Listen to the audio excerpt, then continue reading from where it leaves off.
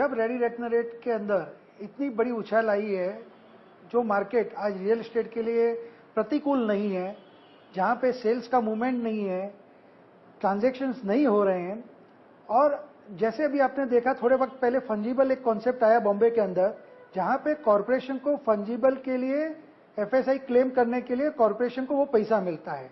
The movement जैसे ही ये ready reckoner rate बढ़ जाता है, जहां पे 25 से 30% और 40% रेट बढ़ गया है, कॉरपोरेशन को उतना एडिशनल रेवेन्यू आ रहा है। तो कॉरपोरेशन के तो हित में है कि फंजिबल से भी एडिशनल प्रीमियम आ रहा है। जितना रेडी रेकनर रेट बढ़ेगा तो जहां पे ओपन स्पेस डेफिशिएंसी है वो प्रीमियम बढ़ जाता है।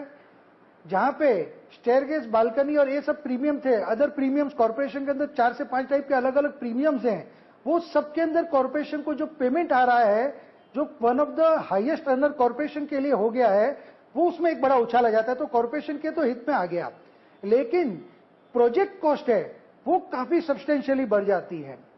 दूसरा मुद्दा हो गया कि इसके कारण ओवरऑल जब प्रोजेक्ट कॉस्ट बढ़ जाता है तो अल्टीमेटली ये प्रोजेक्ट कॉस्ट किसके ऊपर जाएगा?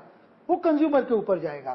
तो जो हम बातें कर रहे हैं कि कंज्यूमर को हमें अफोर्डेबल हाउसिंग के लिए प्रोत्साहित करना है, क्या वो हम कर पाएंगे?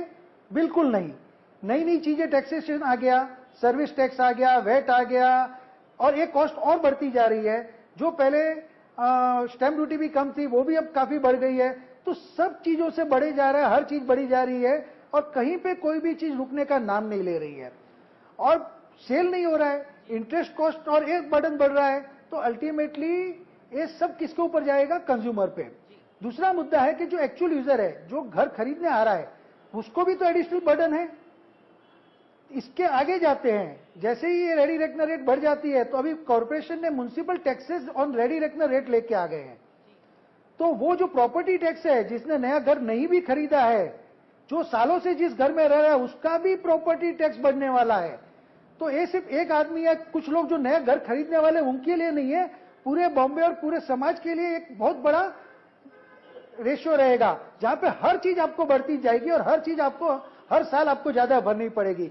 तो इसका कंपोजिट इफेक्ट इस मार्केट में, इसमें हम हर्ट लेने के लिए तैयार है, ऐसी कोई बात नहीं है, क्योंकि अल्टीमेटली हर्ट लेना ही पड़ेगा। अगर गवर्नमेंट को हम रिप्रेजेंटेशन करेंगे, लेकिन क्या गवर्नमेंट जो टैक्सेशन से उनका जो फायदा आ रहा है उसको छोड़ने के मूड में नहीं रहेगी? एक बात जैसे भी इन्होंने बताई कि मार्केट के बीच में गैप है, तो उसके लिए अगर स्टैंप ड्यूटी कम करके आप रेडी रेकनर रेट बढ़ाओ तो बात समझ में आती है। गवर्नमेंट का एम है कि कॉर्पोरेशन का एम है, सबका एम ये है कि हाईएस्ट रेवेन्यू कैसे अर्न किया जाए, ना कि इसके बीच में जो गैप आ रहा है उसको निकालने के लिए एक कॉन्सेप्ट होता तो हम भी सपोर्ट करते। अगर गैप है तो we want to be transparent, हमें कोई ब्लैक मनी मार्केट में चाहिए ही नहीं, हम उसके खिलाफ नहीं है, लेकिन असली एम है कि रेवेन्यू कैसे बढ़ाया जाए। एक बात देखिए कि जो 2013 में जो सेल हो रहा था या 2012 में हो रहा था, आज उसमें भी हम डिस्काउंट दे रहे हैं। तो जो पहले की जो प्राइस हम उसमें भी डिस्काउंट करके जब हम सेल कर रहे हैं, तो 30% और इंक्रीमेंट, 40% और इंक्रीमेंट हम कैसे बेयर करेंगे?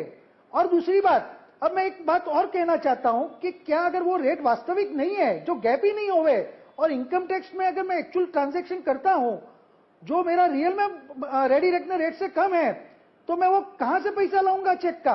अगला तो मेरे को देना नहीं चाहता है, या तो मैं इनकम टैक्स के डर से वो ट्रांजैक्शन नहीं करूं, अगर करता भी हूं कम रेट पे तो इनकम टैक्स उसमें ऐड करेगी।